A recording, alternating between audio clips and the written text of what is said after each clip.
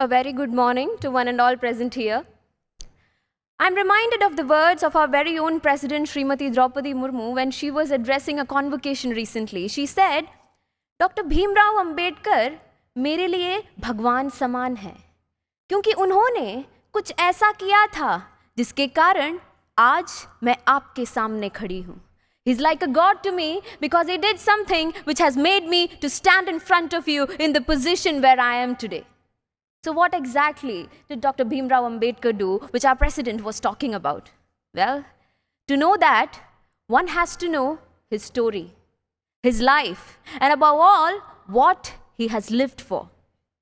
As a young boy, he was forced to sit outside his classroom, couldn't touch the same pot as his classmates, was refused an education in Sanskrit, and had to face much more discrimination at every stages of his life just for being born into a suppressed caste. But these did not deter him from his goals. His goal to make every Dalit man realize their individual identity. His goal to make every woman in this country cherish the prospects of freedom. His goal to propel India into a future which guaranteed social justice and equality. What has always inspired me about Baba Saheb is his courage and determination. Despite all the hardships that he had to face in his life, he rose up from them with his determination. He answered his oppressors with his education to become one of the best leaders that this country has ever seen.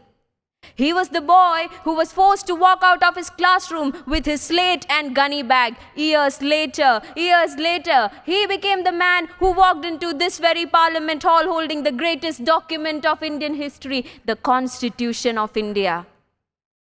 He is that beacon of hope, not only for the Dalits, but for every person in this world who possessed the strength to rewrite their destiny. Independent India's first law minister, Baba Saheb was a leader who envisioned an India which believed in the religion of liberty, equality, and fraternity.